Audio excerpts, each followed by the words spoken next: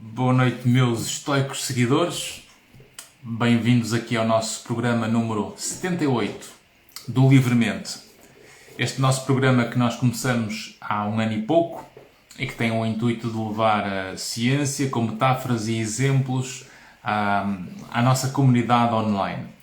E, portanto, é com muito gosto que também esta semana atingimos os 5.000 seguidores. Portanto, passamos nesta última semana os 5.000 seguidores. E quando a minha equipa me informou deste objetivo e deste volume de pessoas, deixa-me muito contente, porque realmente nós estamos há menos de um ano a fazer este projeto online e conseguimos de facto chegar a este número de pessoas e sempre de uma forma muito orgânica, sem aquilo que me dizem que é comprar seguidores. Não sei muito bem o que é isso, mas acredito que seja algo que não é tão bom quando estamos a falar destas métricas do online. O meu nome é Ivan de Fraz Monteiro, eu sou psicólogo clínico, psicoterapeuta, diretor da EM Saúde e professor universitário, e tenho o objetivo de, ao longo deste tempo, termos aqui umas agradáveis conversas, ora individualmente, ora com convidados, para que possamos ajudar cada um a descobrir-se mais, a conhecer melhor as suas características e, ao fim e ao cabo, ficarmos todos um pouco mais inteiros para que saibamos comunicar melhor e ter menos conflitos e menos problemas. Porque, ao fim e ao cabo, eu costumo dizer sempre que é muito mais aquilo que nos une como pessoas do que aquilo que nos separa. E o mundo hoje acaba por estar muito mais polarizado e as pessoas entrar muito mais facilmente em conflitos simplesmente porque temos posições ou opiniões diferentes. E, portanto, dito isto, eu quero agradecer também o apoio dos nossos sponsors, que é a EM Saúde e o Bom Dia, o jornal da diáspora portuguesa mais antigo online, desde 2001, que estamos a apoiar um pouco as comunidades portuguesas na diáspora, por este mundo fora. E, portanto, espero que este contributo que nós estamos a dar aqui a tentarmos simplificar vários assuntos, permita que cada um possa levar isso para as suas casas, para as suas relações. E nesse sentido, hoje, nós temos um tema que parece que está na ordem do dia. Que é o tema das relações amorosas e como é que nós tornamos as relações amorosas mais saudáveis. E, portanto, se este tema é um tema que vos interessa, marquem nos comentários as pessoas que podem estar interessadas numa temática sobre este assunto, porque vou falar aqui de algumas dicas e de algumas sugestões que a investigação tem demonstrado como estando mais associadas às relações amorosas que funcionam mais e melhor e que duram mais tempo.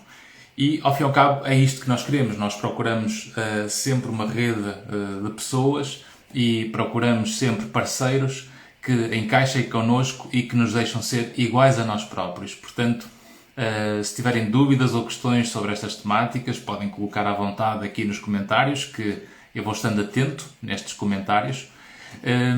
E por isso, a primeira pergunta logo, e algumas questões que algumas pessoas me colocaram durante esta semana, é realmente, será que uma relação com alguém tem um impacto sobre a nossa saúde mental e na nossa vida global?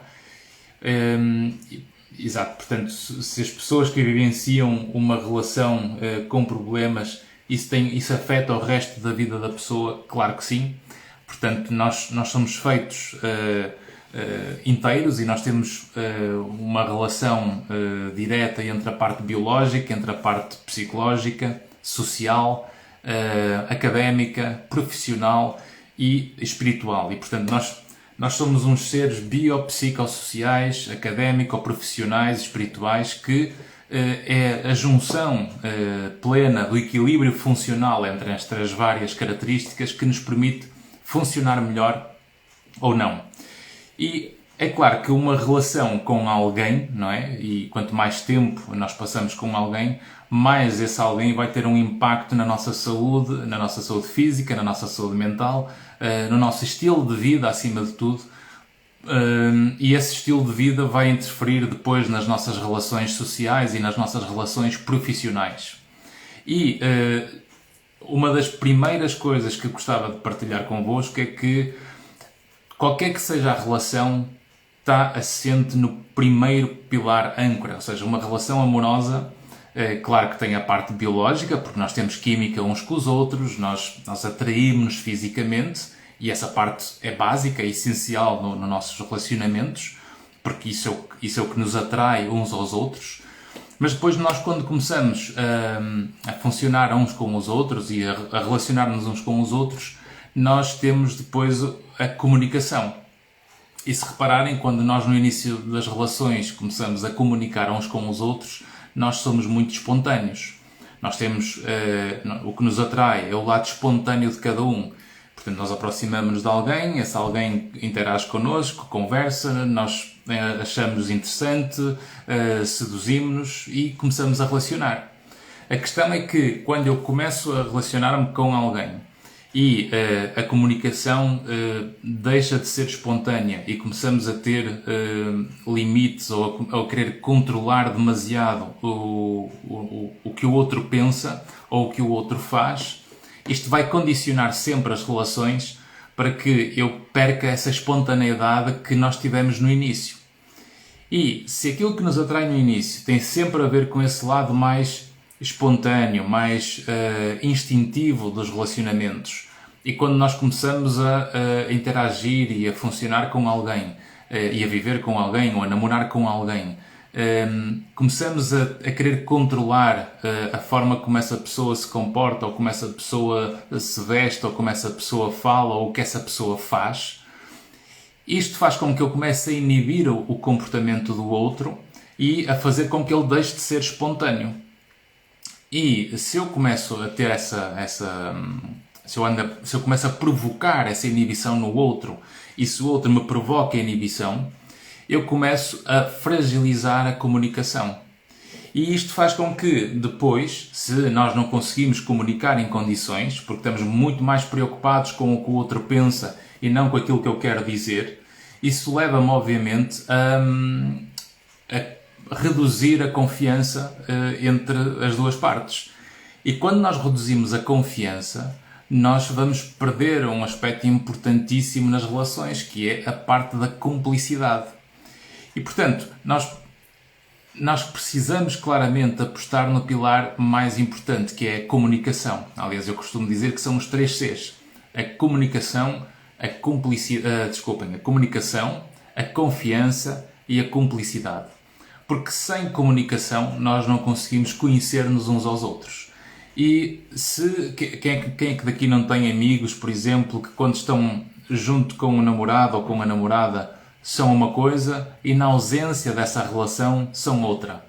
E portanto, se eu mudo o meu comportamento na presença ou na ausência da relação que tenho, de alguma forma essa relação está a inibir a minha forma de ser. Mas no entanto, no início da relação, quando nós começamos a namorar, isto faz com que nós deixemos de ter aquele lado mais espontâneo. E se eu começo a ter que pensar em tudo que faço e tudo que vou dizer para não ter problemas, para não ter conflitos de forma constante, uma das coisas que se sabe de um ponto de vista dos relacionamentos é que conflito adiado, ou antes de chegarmos a conflito, obviamente temos conversas, temos discussões, e se nós não falamos e não temos essas conversas sobre o que não gostamos, sobre o que não achamos piada, essa ausência de discussão leva, obviamente, portanto, agrava-se e depois vai escalando até chegar a conflitos. É por isso que conflito adiado é conflito agravado. Quanto mais nós conseguimos ir comunicando para mostrarmos quem somos, para mostrarmos o que é que gostamos, para mostrarmos o que é que nós não gostamos, isto, obviamente, vai nos ajudando a ajustar a relação. Porque não há relações perfeitas, não há pessoas perfeitas, só as pessoas perfeitas são aquelas que nós não conhecemos, só essas é que são as pessoas perfeitas, não é? Portanto, quem apoia essa lógica, porque de facto, como são maravilhosas as pessoas que nós não conhecemos ou as pessoas que nós não conhecemos bem. E portanto, nós começando a estar com alguém, obviamente vamos ter formas diferentes de nos comportarmos, formas diferentes de nos relacionarmos. Por isso, este era um primeiro ponto. E quando nós estudamos e vemos as relações entre casais, porque os relacionamentos têm diferentes idades, têm tempos de relacionamento diferentes, há fases em que são mais carnais, são mais sexuais, e outras fases que são mais carinhosas, são mais de afeto.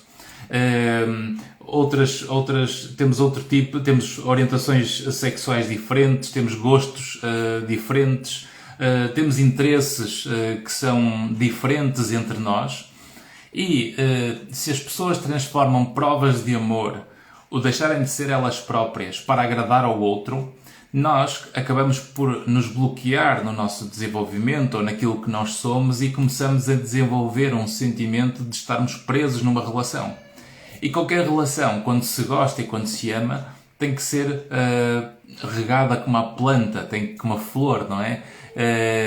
E preferencialmente cuidar da terra onde ela cresce, e não propriamente querer arrancá-la e considerar que ela é minha.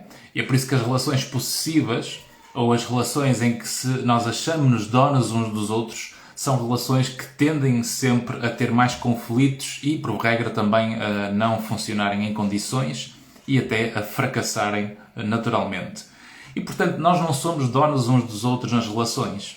Há uma expressão que eu ouvi nos Açores, que adorei, que nunca mais esqueci, porque os Açores têm muito gado ao ar livre, e de certeza que no Brasil também, garantidamente, tem muito gado ao ar livre. E há uma expressão que eu gostei nos Açores, que foi quando alguém me disse, com aquele sotaque açoriano, não é? Aquele sotaque açoriano em que dizia: aqui nos Açores nós não pomos cercas nas vacas, nós não pomos cercas no campo à volta das vacas, nós aqui nos Açores cuidamos é do pasto. E, portanto, reparem a beleza desta expressão, da metáfora que isto representa. Ou seja, nós não precisamos prender dentro de uma gaiola a relação, não prendemos na gaiola a relação, nós cuidamos do ninho. É como aquela expressão que também se diz muito, que eu tenho que cuidar do jardim para que as borboletas fiquem. E, portanto, o amor tem que ser algo deste género, em que nós temos que cuidar do contexto e permitir que cada um seja igual a si próprio para podermos nos relacionar. E quando nós realmente estamos a fazer este tipo de investigação e começamos a estudar casais e os benefícios da qualidade das relações conjugais enquanto sistema familiar, e, portanto, deixem-me ver aqui se estão aqui alguns sorrisos. E, portanto, estou a ver que gostaram da história, não é? A história dos Açores, né? Só nos falta aqui uns bolos leves, que são os bolos deliciosos dos Açores. Mas agora não temos, porque estou no Porto e não é Açores. Portanto, quando pegamos nestes casais e vamos acompanhando os casais ao longo do tempo, começamos a perceber o que é que caracteriza, de facto, as boas relações. E os resultados, acima de tudo, mostram que o fator âncora é claramente a comunicação. É a nossa capacidade de comunicar um com o outro, em que, com as nossas diferenças e aceitando as nossas diferenças, nós complementamos e conversamos para nos ajustarmos mutuamente. E quando as relações se ajustam de parte a parte, as relações tornam-se mais funcionais, porque nós não deixamos de ser quem somos, aceitando as diferenças do outro. Não é prova de amor eu deixar de ser quem sou, nem é prova de amor eu deixar de gostar do que eu gosto. Exemplo, se eu gosto de filmes de terror, e se a minha mulher não gosta, então eu tenho que dizer desculpa, porque eu não vou deixar de ver filmes de terror, porque é só diferente de ti. E quando nós conseguimos perceber que nós funcionamos de forma diferente um do outro, eu deixar de ver filmes de terror não é prova de amor de que eu amo a pessoa com quem estou por causa de eu abandonar esse gosto. Tal como também não é prova de amor a minha mulher vir ver filmes de terror comigo. porque senão eu fico triste porque não vejo filmes de terror, ou então ela vai ter insónias porque foi ver filmes de terror. E, portanto, eu posso ir ver um filme de terror sozinho, não é? Eu não tenho que obrigar a pessoa que está comigo a ir ver o filme de terror. Tal como há momentos, por exemplo, em termos familiares, que é outro fator que nós vemos muitas discussões, de famílias que têm um vínculo muito próximo, quase com um emaranhado familiar, em que há uma demasiada proximidade que o parceiro ou a parceira não entende, mas como prova de amor parece que têm que ir picar ponto constantemente em conjunto. E passam 30 ou 40 anos todos os fins de semana na casa dos pais aos sábados e na casa dos sogros aos domingos, e no dia que o filho ou a filha vai visitar os pais em que não leva o parceiro, já parece que acabou o mundo e já parece que há um problema conjugal e já parece que a relação vai terminar. E isto é de uma distorção da realidade gigante. Não é prova de amor eu deixar de ir o número de vezes que a família quer, que a mulher ou o marido quer ir visitar a família. E, portanto, se calhar eu preciso de visitar 10 vezes a família e, se calhar, a minha mulher só quer me acompanhar em 3 ou 4 vezes dessas idas. E isto não significa que temos que andar em bloco, porque nós temos as nossas independências e temos que ser inteiros sozinhos para funcionarmos bem um com o outro. E, portanto, os resultados destas relações em que vemos estas variáveis, percebemos que o fator principal é claramente a comunicação.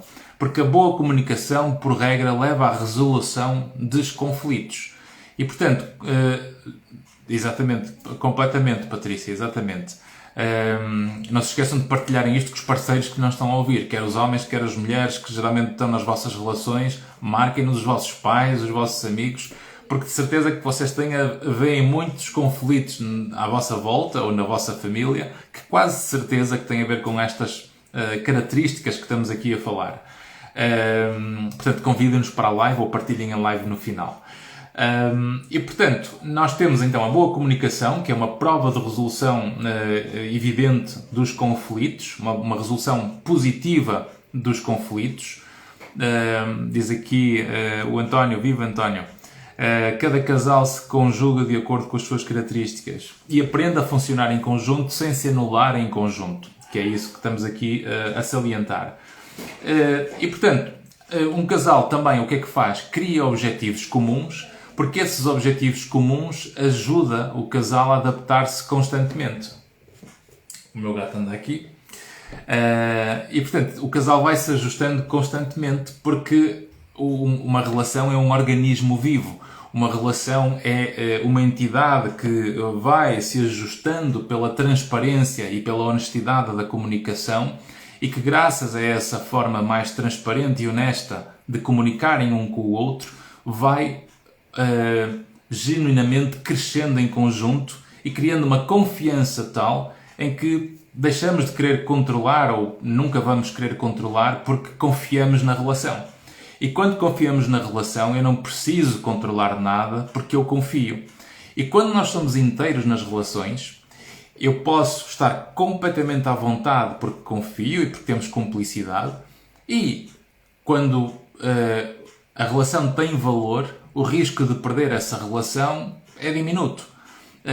Porque nós vamos ter sempre tentações na vida, vamos ter sempre químicas e atrações ao longo da vida, porque a vida é muito longa. E não é porque nós nos damos bem com alguém, com quem temos química, com quem atraímos, que vamos ser uns bichos primitivos que vamos andar todos aos saltos uns com os outros, não é? E, portanto, lamento informar, mas, infelizmente e felizmente, o funcionamento da sociedade e da forma como nós já evoluímos e já nos fomos construindo e relacionando uns com os outros, já percebemos que nós precisamos sempre de um certo grau de previsibilidade e de estabilidade para conseguirmos funcionar em conjunto. E, portanto, entre o valor e o risco daquilo que nós temos, eu arrisco mais se o valor for pouco, ou se o valor for alto, nós arriscamos menos. E há sempre fases temporárias que podem ser difíceis e complexas, que temos que medir as consequências dos nossos atos para proteger o valor daquilo que tivemos, que ainda temos e que podemos continuar a ter. E isto, obviamente, protege-nos nos relacionamentos. E no meio disto, quando nós observamos estes estudos que avaliam características pessoais, características interpessoais, portanto, quer intrapessoais, quer interpessoais, percebemos alguns aspectos importantes que têm a ver com este aspecto da comunicação, têm a ver com a forma como a relação... Deixem-me ver aqui, eu vou ter que abrir a porta ao meu gato, que ele está aqui a pedir para sair. Não sei se repararam, não é? Só um bocadinho. I apologize. Anda lá, vai lá.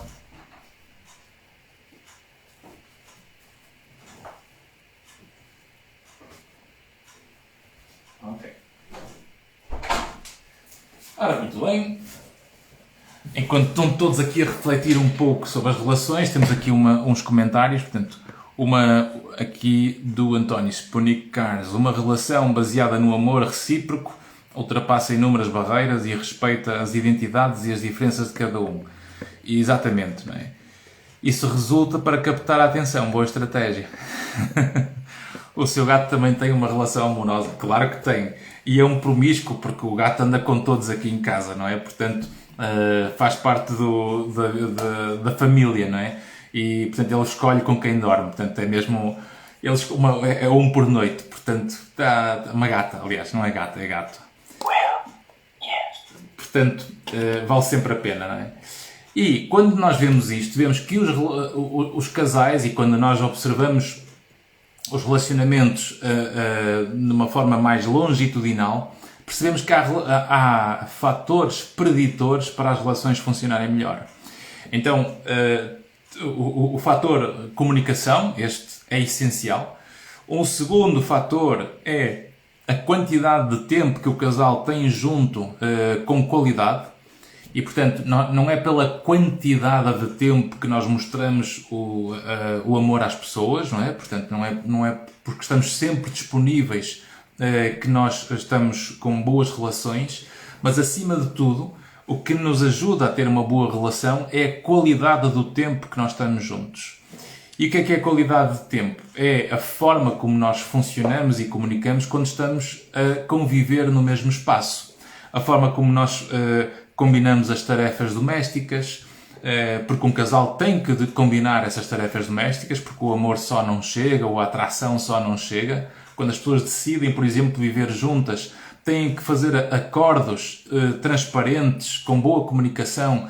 Quem é que vai cozinhar, quem chegar primeiro começa a cozinhar, quem é que faz a cama, quem é que passa a ferro, quem é que limpa os vidros, como é que se organiza a dinâmica em casa. E a mesma coisa em relação, se eventualmente começarem a ter filhos, a partir dos 5, 6 anos, quanto mais autónomos eles forem, mais devemos colocar responsabilidades para partilhar o ambiente em casa, porque os pais não são empregados dos filhos.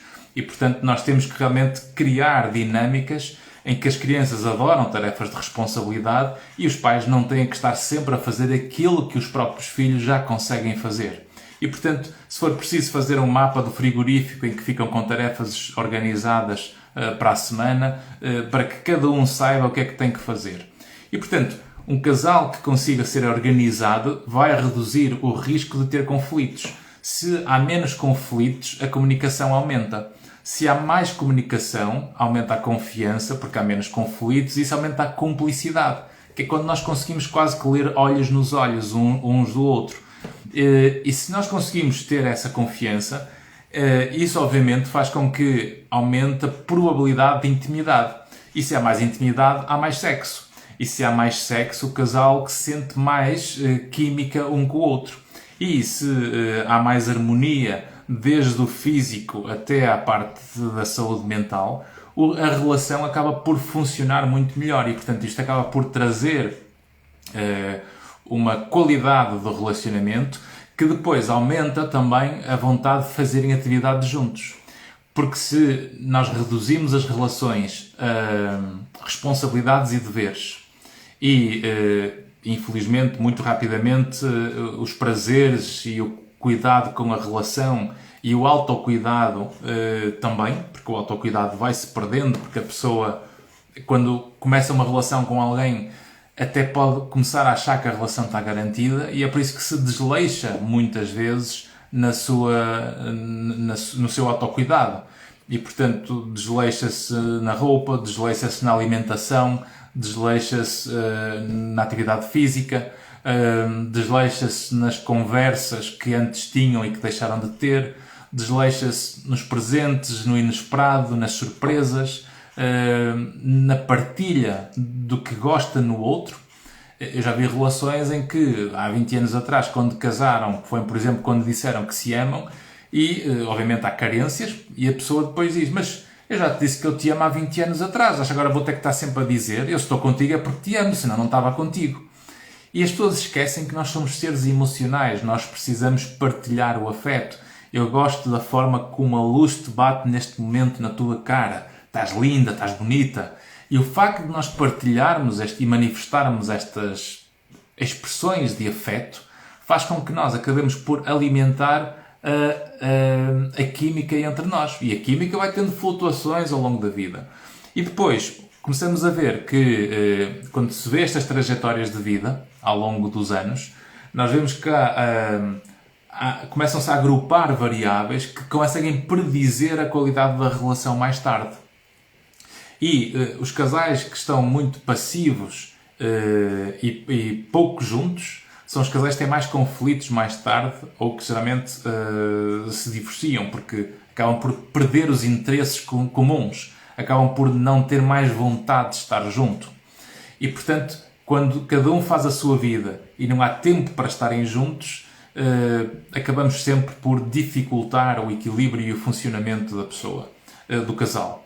Depois há um grupo de pessoas, que é o segundo tipo de casais, que é o casal que são bons roommates. Portanto, ao longo da vida foram sendo pessoas de confiança, foram sempre partilhando as suas rotinas, mas com uma vida demasiado previsível. Portanto, não há surpresa, não há o inesperado, não há o fazerem atividades juntos, quase com o dia-a-dia muito previsível. E, portanto, isto acaba por levar a uma habituação em que ficam quase com uma relação, à medida que os anos passam, vão ficando quase que uma relação de irmãos, de um carinho muito especial, uma relação paternal ou maternal, mas depois começam a ganhar vergonha de andarem nus um à frente do outro, o sexo já não existe, e depois há um embaraço quase se houver alguma oportunidade ou algum momento desses.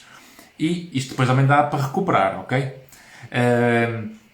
Isto para não pensarmos que tudo que é o destino e que já estamos condenados ao que quer que seja. Nós mudamos sempre pelo que fazemos e por isso eu mudo pelo que faço. A vida não é o que me acontece, mas aquilo que eu faço com o que me acontece. E por isso este é o segundo grupo.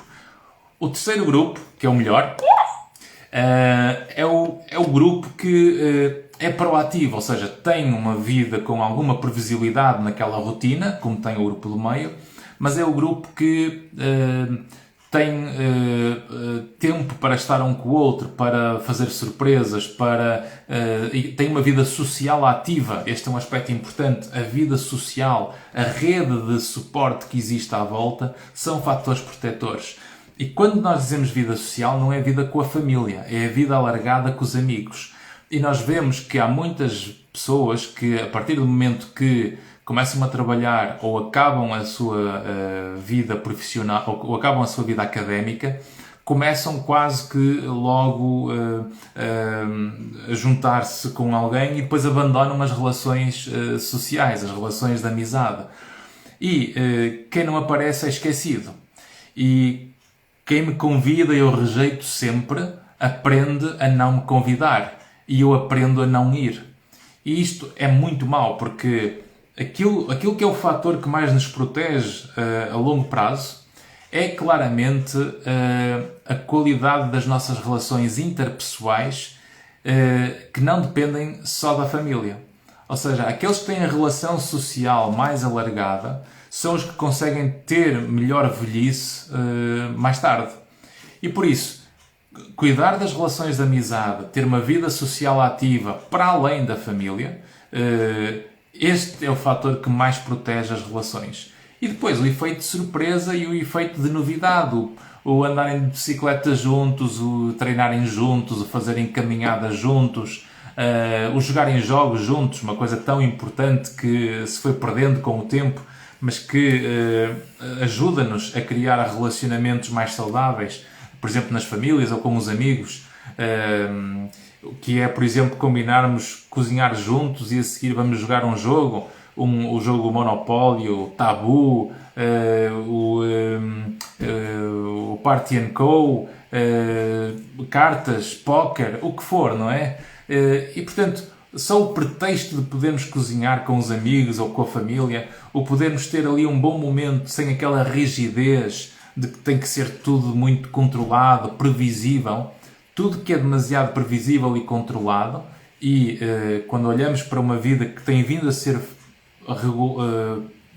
funcional ao longo do dia e ao longo dos dias, das semanas e dos meses, em que tudo é previsível, nós, por regra, alimentamos uma sensação de vazio que começa a surgir. E depois olhamos à nossa volta e começamos a dizer: eu não entendo porque é que estou a sentir este vazio. E este vazio não tem a ver com problemas que possam existir, mas sim com a falta de novidade e de interação com novas experiências e novos mundos. Porque se a vida é demasiado rotineira durante muito tempo, há carências que começam a surgir porque a nossa natureza é curiosa, a nossa natureza gosta de ir atrás do desconhecido e quer explorar pequenas experiências. Não é preciso sermos aventureiros a querermos ir saltar de uma ponte ou bungee jumping, não é? Mas se calhar passearmos por caminhos novos, fazermos exercícios novos ou caminhadas novas, experimentarmos comidas novas, irmos a cafés ou restaurantes diferentes. O facto de nós experimentarmos novas coisas é um fator protetor nas relações de casal. E, portanto, o que isto mostra é que uma rede de apoio social é muito importante, tal como características da personalidade que favorecem isso. E as características da personalidade são aquelas que se complementam. Geralmente uma pessoa um pouco mais introvertida encaixa com o outro um bocadinho mais extrovertido. Se temos um que é um bocadinho que é menos amável na conversa, o outro geralmente é mais assertivo. Se temos um que é um bocadinho mais desarrumado ou desleixado, o outro é mais metódico e organizado. Se temos alguém que é mais difícil lidar com a falha, com a culpa e com o erro, temos o outro que geralmente põe um tom mais leve sobre as circunstâncias difíceis que a vida muitas vezes nos coloca. Portanto, acaba por ser um contrabalanço perante as circunstâncias de vida. E ainda um último ponto, que é a forma como se lida com o desconhecido. Há pessoas que são mais aventureiras do que outras, e geralmente um quer levar as coisas mais para a frente e o outro tem sempre mais um travão perante as novidades, ou perante aquilo que é novo. E é esta combinação de características, que não podem ser muito no oposto, que permite um melhor funcionamento. E geralmente, à medida que nós vamos comunicando numa relação a dois, nós vamos mostrando quem somos. Por isso é que nós não podemos esconder as nossas características. Porque se escondemos o que somos, porque não queremos magoar o outro ou não queremos arranjar problemas, é uma questão de tempo para termos um problema maior mais à frente. Boa noite, Carla, de São Paulo. Um abraço aí para São Paulo, né? Brasil, viva aí! E, portanto, nós conseguirmos cuidar deste equilíbrio das nossas características só é possível quando, à medida que o tempo vai passando, nós vamos quase que nos ajustando, porque vale a pena a relação. E quando a relação vale a pena, se eu sou muito introvertido, eu se calhar fico um pouco mais extrovertido. O outro que é mais extrovertido, se calhar fica um pouco mais introvertido.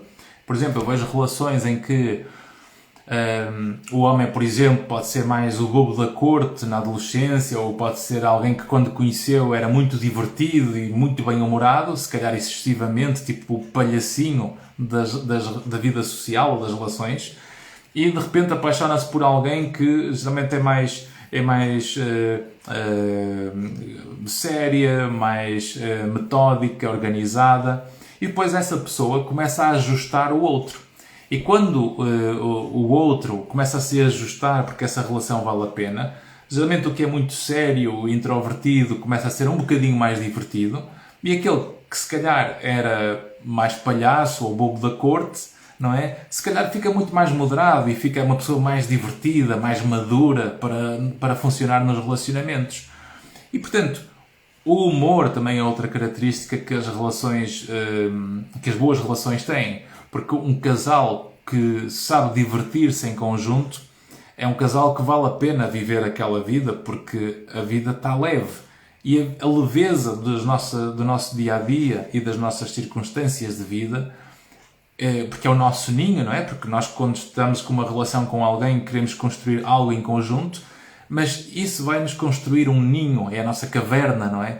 E nós, quando queremos entrar em casa, nós queremos... Eu quero saber que quando eu rodo a chave para entrar, eu não quero ficar com a ansiedade de pensar o que é que eu vou levar esta noite, ou o que é que eu vou levar hoje. E se eu tenho esta sensação quase que visceral, constante, nós temos aqui conflitos latentes ou conflitos existentes. E eu preciso resolver estes conflitos. E daí ser ultra importante, se não for possível conversar, procurar, por exemplo, os terapeutas, os psicólogos clínicos, os psicoterapeutas com formação em psicoterapia para poder ajudar a resolver estes conflitos e estas interpretações. Porque se eu não falo daquilo que me dói e o outro não fala daquilo que dói, nós começamos a fragmentar e a afastar. Diz aqui a Carla, atualmente está muito complicado encontrar um compromisso. É verdade, porque também há pouca paciência. As pessoas hoje em dia estão com muito pouca paciência para se conhecerem, para se adaptarem, para se relacionarem. Nós tratamos muitas relações hoje como se fosse um ecrã de telemóvel. Gosto, clico, não gosto, limpo. E a vida real não é isso. Nós não somos avatares na vida real. Nós não funcionamos de uma forma tão rápida e instantânea como as redes sociais. E, portanto, eu tenho que saber perceber que o mundo real é muito mais complexo do que a internet e as redes sociais. E é por isso que depois nós temos fragilidades nos relacionamentos na vida real, porque confundimos muito a vida real com a vida virtual. E a vida virtual é facílima. Eu, se não gosto de alguém ou não gosto de alguma coisa, o que é que as pessoas fazem? Ou deixam de responder, que já fazem isso também com as mensagens, que é o ghosting nos relacionamentos, ou então acabam por bloquear, por exemplo, que é outra coisa que fazem, não é? Ou criar perfis falsos para ofender. E quando alguém faz isto, acaba por ter sempre traços de maior imaturidade emocional, porque sermos maduros é nós conseguimos falar uns com os outros. Eu dizer, olha, não gostei deste teu comportamento, esse teu comportamento não me deixa confortável, esse teu comportamento deixa-me inseguro na relação contigo. Eu gostava muito de poder ter esta relação contigo, mas desta forma eu sinto que não consigo entregar-me da maneira que se calhar eu gostaria e que se calhar tu também gostarias. E depois a outra pessoa diz, eu nunca pensei que se calhar nunca vi esse ponto de vista, mas vou fazer o esforço de se calhar de não te pôr nessa situação, vou falar mais contigo, vou partilhar mais. E depois outro aspecto importante, e se calhar este é um dos últimos aspectos antes de terminarmos, que é a questão da personalização.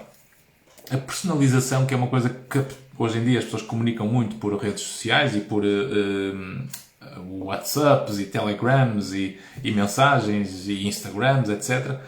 Só que isto não é conversar. As pessoas confundem enviar mensagens um ao outro e acham que, e dizem muitas vezes em consulta, que têm conversado. I'm so sorry. I'm sorry, mas não é. Isto não é conversa. Isto é trocarem mensagens que depois são personalizadas à vossa maneira. E, portanto, eu vou ler sempre um texto em função do meu estado emocional. E quando vocês me enviam um texto e eu leio este texto está a ser lido pelo meu ponto de vista de acordo com o meu estado emocional. E por isso, se eu estou zangado com alguém e estou a ler um texto, eu vou interpretar essa mensagem sempre de uma forma mais agressiva. Mas se eu ouvir a pessoa falar comigo, se nós nos cruzarmos e estivermos a conversar juntos, nós vamos ser muito mais capazes de chegar a um ponto de encontro, porque eu ouço muito mais do que só as palavras. Eu ouço o timbre, eu ouço o tom, eu visualizo e sinto no ar a comunicação das palavras através da expressão verbal e da expressão física, da linguagem não verbal, a posição do corpo com que nós comunicamos um com o outro. E, portanto, tudo isto são mais informações, porque nós temos 5 órgãos dos sentidos para poder ler o mundo à nossa volta. Quando vocês leem uma mensagem escrita, vocês estão a transformar uma informação perceptiva por causa do código da linguagem na vossa mensagem interna. Ou seja, nem sequer viram. Ou seja, não houve nem visão, não houve audição, olfato, paladar e tato. Não há nenhum órgão sensorial que foi utilizado, a não ser apenas a transformação do sinal visual numa informação que só é possível acontecer porque aprenderam o código da linguagem e por causa desse código da linguagem que sabem decifrar aquelas letras combinadas que vos dá acesso semanticamente ao significado do texto. E, portanto, quando nós passamos a dizer que isto é conversa, nós começamos a dar tiro nos pés, começamos a entrar em risco de conflitos maiores. E por isso, se têm problemas, não conversem, entre aspas, não conversem por mensagens, conversem por telefone, que é melhor do que por mensagem, conversa presencialmente, visualmente, com uma videochamada, por exemplo. Pelo menos há mais informação que nos chega quando nós estamos realmente a relacionar-nos. E por isso, resumindo, basicamente tudo isto pode estar ancorado nos 3 pilares, o que leva a uma relação amorosa saudável. Excelente comunicação, a melhor comunicação possível, a confiança que se cria através disso, sem sermos donos ou termos poder sobre o outro, porque se eu tenho poder sobre o outro, eu estou a dizer que ele não é suficiente, ou, isto aqui é um aspecto importante, se calhar, antes de terminarmos, a parte dos ciúmes. Os ciúmes é uma variável muito transversal em muitas comunidades que eu vou vendo ao longo destes anos. E acreditem que já vi muita gente nestes anos. E os ciúmes é um traço transversal que vejo realmente muito comum. E o que é que os ciúmes são? Os ciúmes é se eu tenho uma relação com alguém e se a minha mulher está a falar com alguém ou está a aproximar-se de alguém, sei lá, que eu não confio. Ou melhor dizendo, de uma forma cega, geralmente só porque basta ter uma relação com alguém que já ficamos logo inseguros. E se eu quero controlar, eu não gosto que fales com essas pessoas, não quero que tenhas amigos, não quero que fales com esse ou com aquela que te influencia de forma negativa. Se eu tenho medo que a pessoa se relacione com alguém, sabe, no meu caso, que seja com outro homem, e que eu sinta que ela possa, entre aspas, trair, trocar ou o que for, eu estou a dizer a mim próprio que o meu valor é de tal forma tão baixo que se eu não controlar, eu já estou trocado. Basicamente é o que eu estou a dizer a mim próprio. Ou seja, eu estou-me a pôr numa posição de inferioridade e de insegurança tal que, se eu não controlo as relações da minha mulher, o que eu estou a dizer é que no primeiro homem que tiver com ela e que eu não esteja a controlar a relação, eu já fui despachado, eu já fui trocado, eu já fui traído. Isto significa que eu estou-me a diminuir nessa percepção, o que é sempre uma distorção.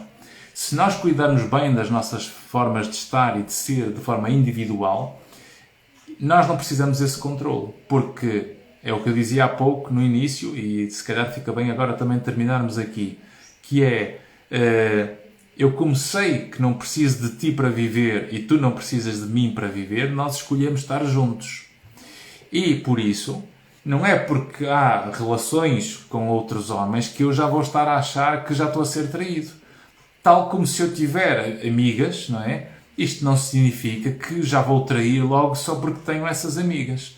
E estas interpretações automáticas de que eu não posso relacionar-me contigo porque não posso estar contigo porque a minha mulher está a ver e não sei o quê e não sei quanto, isto leva a uma toxicidade do relacionamento que me prende. E relações que prendem mata o lado espontâneo. E se nós tiramos o lado da espontaneidade, a atração, o amor, etc., diminui. E, obviamente, se diminui, nós acabamos por chegar a um ponto que perguntamos o que é que estamos a querer segurar. Portanto,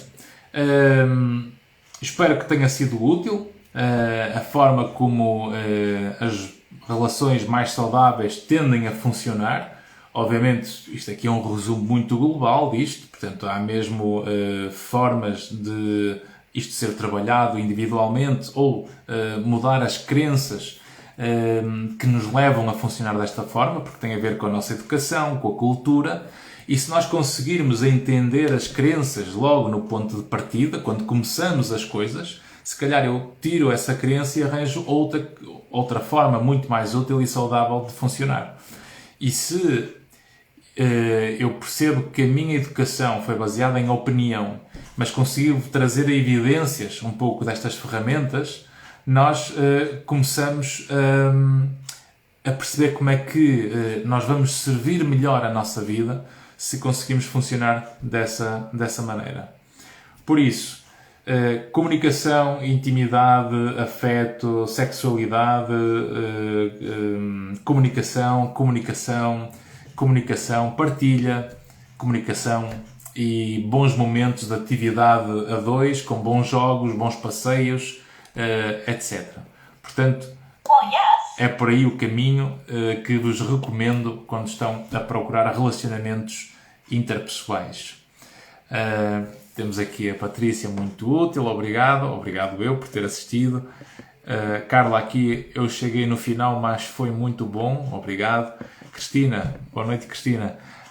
Neste mundo louco, ter uma relação saudável é priceless. Exatamente, e é por isso que ganha valor. E se ganha valor, obviamente o risco de perder essa relação é sempre menor. Mas, mesmo que se perca, há uma relação que nunca se perde. Esta é garantida para a vida. É que nós connosco estamos sempre, desde que nascemos até que morremos. Portanto, nós somos a única constante. E essa relação tem que ser a mais bem cuidada. Cuidarem de vocês como se fossem alguém que amasse. Ok? Uma boa noite a todos. Se gostaram, peço que façam gosto nesta live. Partilhem com quem acham que pode beneficiar do que nós aqui falamos. Esta live vai ficar disponível aqui no meu Instagram. Se não me seguem, convido-vos a seguir. E também vai ficar disponível no meu canal do YouTube, que peço que vão lá subscrever o canal, caso ainda não tenham feito, porque queremos continuar a crescer nestas nossas redes e neste nosso objetivo de levarmos ciência às pessoas de forma informal, com ciência e exemplos. Agradeço à AM Saúde e ao Bom Dia pelo apoio e a vocês por terem participado hoje nesta nossa conversa. Diz aqui, resumindo, Carla, comunicação. É isso mesmo. Uma boa noite e até para a semana.